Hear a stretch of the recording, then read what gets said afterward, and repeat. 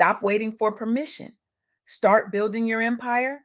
Welcome to the Soft Girl Era podcast, where we unlearn survival, rediscover softness, and reclaim the joy, rest, and freedom we deserve without guilt, without apology, and without explanation. I'm your host, LeAnne Dolce, pronounced Dolce, like sweet softness whispered in French.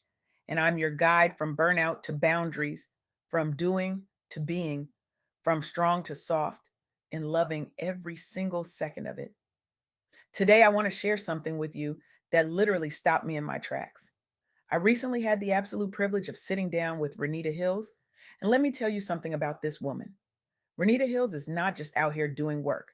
She is out here changing the entire landscape of economic empowerment for Black women entrepreneurs. She's on the front lines, making sure that our voices, our businesses, our brilliance are not just seen, but celebrated, funded, and amplified. She's building pathways where there were walls. She's opening doors that were slammed shut. She's ensuring that the next generation of Black women don't just survive in business, they dominate.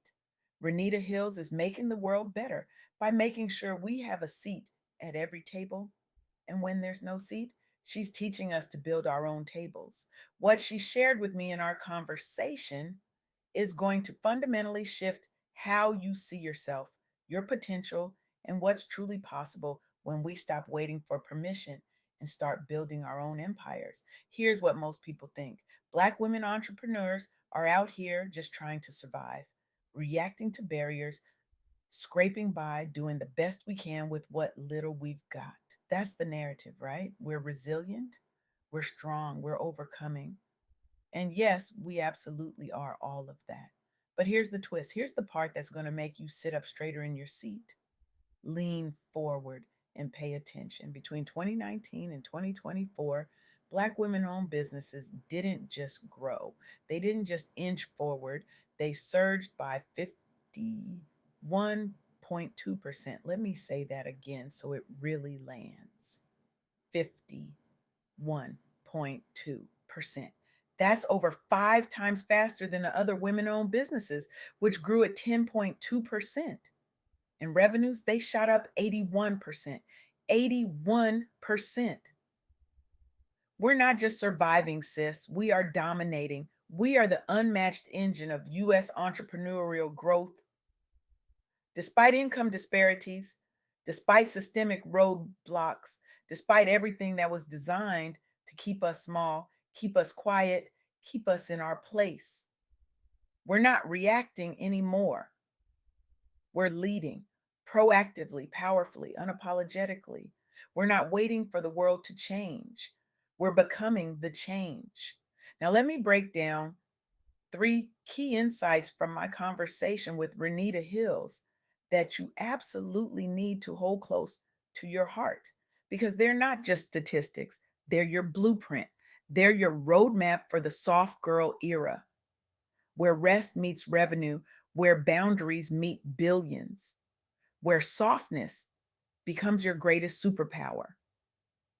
First, Black women are the fastest growing entrepreneurial force in this entire country.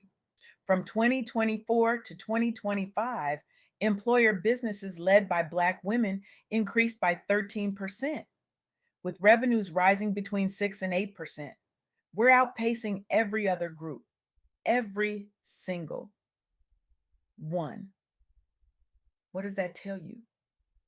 It tells you that resilience, that thing we've been carrying like a cape for generations, is turning systemic challenges into economic power. We're not waiting for the world to change its mind about us. We're building the change. We're creating jobs. We're generating wealth. We're rewriting the rules of the game. And that's not hustle culture, sis. That's reclamation culture. That's us saying, Eunice, if the table won't make room for us, we'll build our own table and invite exactly who we want to sit there. Second, and this one's going to hit you right in the gut: high education and labor participation don't guarantee parity. Black women have a 63% workforce involvement rate. We're showing up, we're present, we're working. We're leading in college attainment with 38% of Black women ages 25 to 34 holding bachelor's degrees. We're educated, we're qualified, we're doing the work.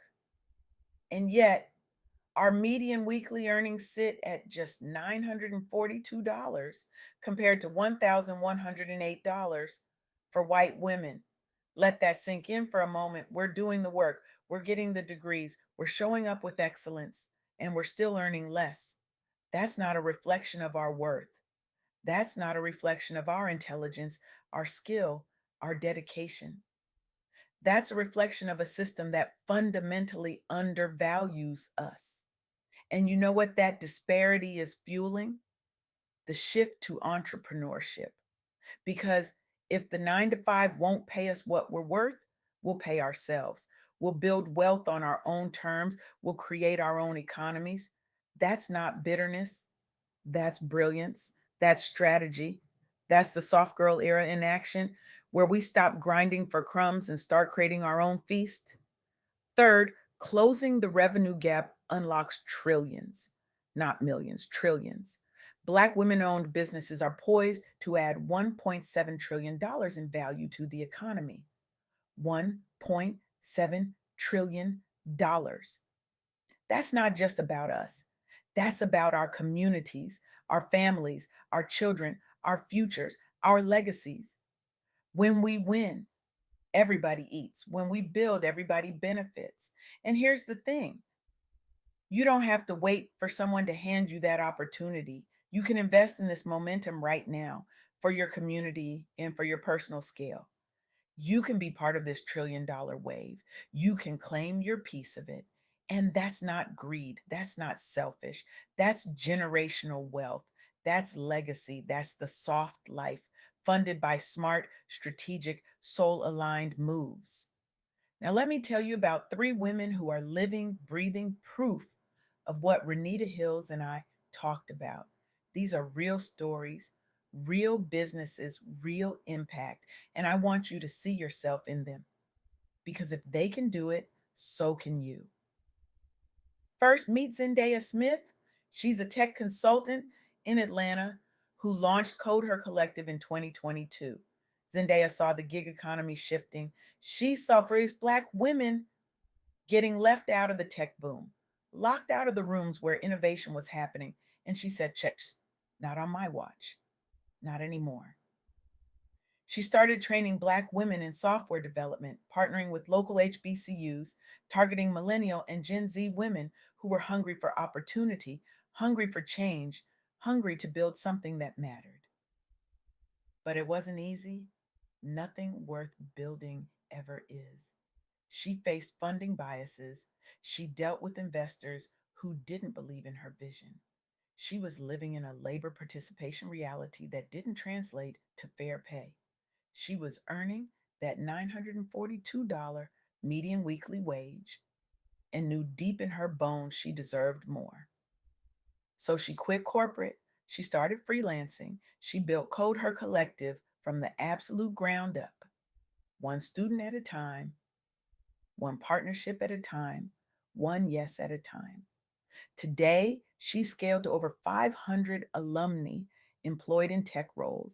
She's generated $2 million in revenue in just year 3. She's created 200 jobs. She didn't just change her own life, she changed Atlanta's entire Black tech ecosystem, inspiring 20% more women led startups. That's what happens when you stop waiting for permission and start building pipelines. That's the 51.2% growth in action. That's your blueprint, sis. Next, let's talk about Aisha Johnson. She founded Nourish Beauty, a clean skincare line in Chicago in 2023. Aisha saw that Black consumers were underserved. She saw that the beauty industry wasn't speaking to us, wasn't made for us, wasn't considering our skin, our needs, our beauty. So she made it herself, but she faced revenue gaps. She competed in male dominated supply chains where she was constantly underestimated, constantly questioned, constantly having to prove herself twice as hard. She left retail jobs where she was earning below that $942 weekly median because she knew her worth. She knew she had something valuable to offer the world. She bootstrapped from home. She used community crowdfunding. She leaned into e commerce. She rode that 81% revenue growth wave with everything she had. In 18 months, she hit profitability. She employed 15 locals from her own community. She expanded to 50 retailers. Her sales grew 300%. And she's adding to that $1.7 trillion opportunity, elevating the entire Black owned beauty sector, proving that when we invest in ourselves, when we bet on ourselves, we don't just survive, we thrive. That's not hustle, that's healing through wealth building. That's the soft girl era where your business funds your peace, not your stress. Finally, meet Dr. Maya Reed. She started Health Equity Clinics, a telehealth service for Black communities in Houston back in 2021. Maya had advanced degrees. She outpaced so many people in education. She did everything right according to the traditional playbook. But she was earning $942 a week while watching others with similar credentials earn $1,395. She knew the pay inequity was real. She felt it in her bank account, in her exhaustion, in the way her labor was valued. And she knew underserved communities desperately needed better health access. So she left hospital work. She launched a subscription model. She partnered with HBCUs. She rode that 51.2% business boom with intention and purpose. Today, she served 10,000 patients. She's seeing a 6% revenue increase yearly. She's secured $5 million in funding. She's networked 50 clinics across multiple communities. She didn't just close a health gap, she created an economic multiplier. She turned survival into something sacred, something that serves, something that heals. That's resilience to scale. That's purpose beyond pain. That's exactly what Renita Hills is talking about when she says we're leading, not reacting. So here's what I want you to take away from this. These women, Zendaya, Aisha, Maya, they're not unicorns. They're not exceptions to some rule. They're examples. They're proof that the soft girl era isn't about doing less. It's about doing what matters on your terms, with your values, for your legacy. They released the cape of underpaid labor. They redefined strength as entrepreneurship. They embraced softness by building businesses that fund their peace, not their burnout. They're healing in real time by creating wealth that closes generational gaps. They're protecting their peace as a practice by saying no to systems that undervalue them and yes to opportunities they create. And they've turned survival into something sacred, something that lifts entire communities, something that changes the trajectory of families for generations to come. Now, let me ask you this. What if you channeled today's disparities into tomorrow's empire?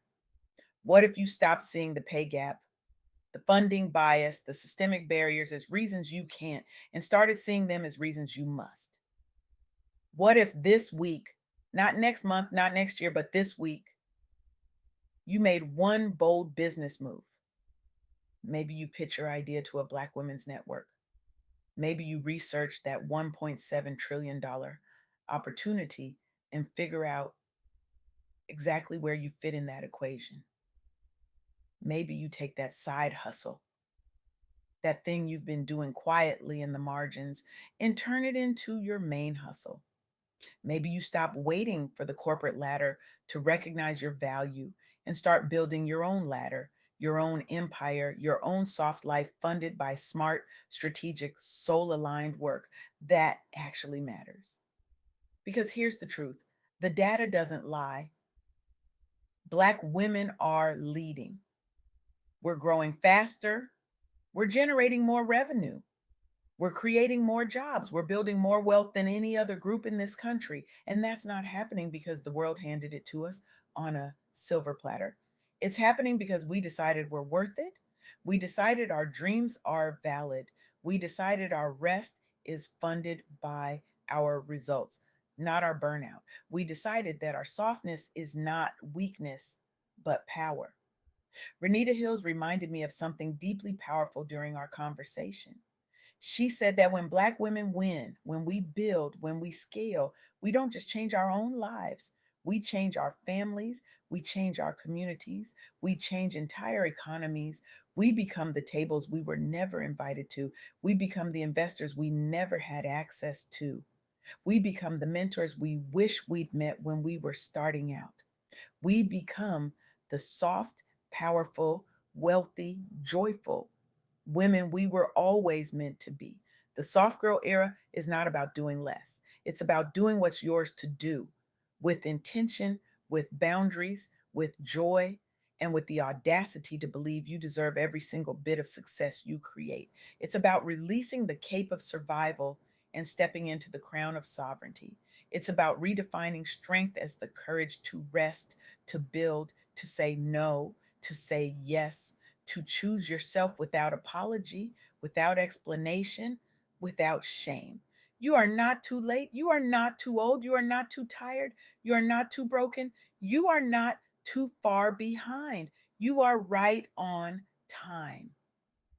And the world is waiting for what only you can build. The world is waiting for your vision, your voice, your business, your brilliance. So go ahead, claim your piece of that $1.7 trillion. Start today, start now. Start soft, start strong, start yours. Stop waiting for a system that was never designed to value you to finally see your worth. Stop waiting for permission from people who will never give it. Stop waiting for the perfect moment, the perfect plan, the perfect circumstances. The perfect moment is now. The perfect plan is the one you create. The perfect circumstances are the ones you build with your own two hands and your own fierce heart. This is your invitation. This is your moment. This is your empire waiting to be built. Take it, own it, build it, fund your peace with it. And when you do, when you finally step into the fullness of who you were created to be, remember that you're not just changing your life, you're changing the entire trajectory of everyone who comes after you. You're building the table, you're opening the door, you're lighting the path. So I'll leave you with this one final thought. What bold move will you make this week to claim your piece of the empire you deserve? Not tomorrow, not someday, this week. Because the world is not waiting. Your legacy is not waiting. Your empire is not waiting, and neither should you.